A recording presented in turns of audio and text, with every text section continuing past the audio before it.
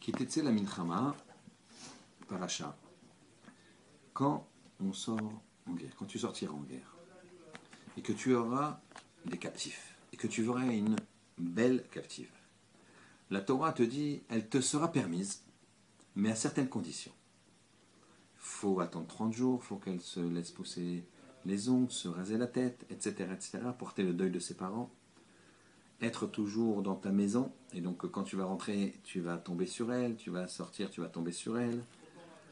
La Torah veut que le feu, un petit peu de la découverte de cette belle captive qui se mettait, ces femmes-là, sur leur 31 pour séduire les vainqueurs,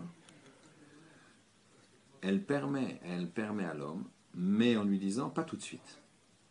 C'est la puissance et l'intelligence de la Torah, hein, ce mode d'emploi de la vie, qui nous dit le Yetzer Hara, il faut le ruser. C'est permis, mais plus tard. On verra. C'est ce que disent Chazal, il dit si le Yetzer Hara il veut t'entraîner dans un endroit, ne lui dis pas j'irai pas et je veux pas et ça m'intéresse pas. Dis-lui d'accord peut-être, mais pour l'instant je vais étudier au Beth Midrash. Après, avec la puissance de la Torah de l'étude, on va se calmer. Et c'est ce qui se passe ici. Ça c'est le premier point. Mais ici, ce n'est pas ce dont je veux parler. Le principe est le suivant. Nous avons un deuxième sujet. Après ce chapitre d'une femme, d'une belle captive, nous avons le sujet d'un homme qui aurait deux femmes. Une qui est aimée, une qui est détestée. La Torah nous dit, si jamais le fils aîné est le fils de la femme détestée, il ne pourra pas ne pas donner double part, parce que le fils aîné avait double part dans l'héritage, à un autre de ses fils. Il devra donner double part au fils de cette femme, même si c'est la femme qui est la détestée. Deuxième chapitre. Troisième chapitre, c'est quand un homme et une femme, ils auront Ben Sorero Moré, un fils dévoyé et rebelle.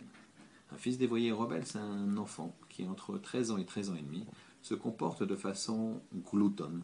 Il va manger une certaine quantité de viande, boire une certaine quantité de vin, tout ça par jour. Il aura un tel train de vie qu'il va être amené à voler. Et comme il va être amené à voler, il va voler ses parents. Et plus tard, il volera sans doute les passants. Les passants ne se laissant pas voler, il va finir par les tuer.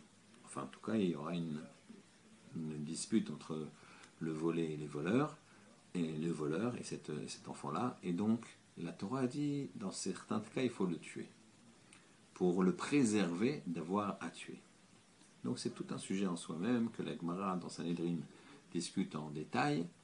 Et nous, ce qui nous intéresse, c'est le fait que ces trois sujets soient l'un après l'autre. Je répète, quand un homme il trouve une belle captive, ensuite, quand un homme il a une femme qu'il aime et qu'il déteste, il ne pourra pas favoriser le fils de celle qu'il aime, si c'est le fils aîné de celle qu'il déteste.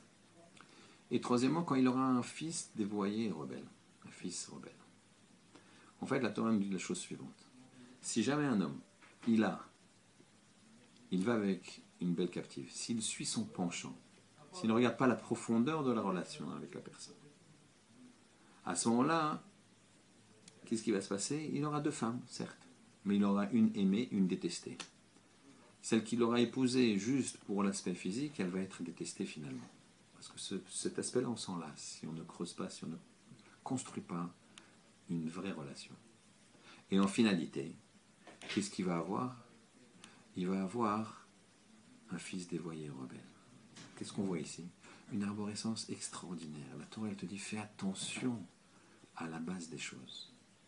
Parce que quand tu plantes quelque chose, il y a des étapes qui vont suivre automatiquement après. Si tu plantes de travers, à ce moment-là, ça va aller de travers. Si tu plantes au bon endroit, si tu plantes la bonne racine, à ce moment-là, ça va bien pousser.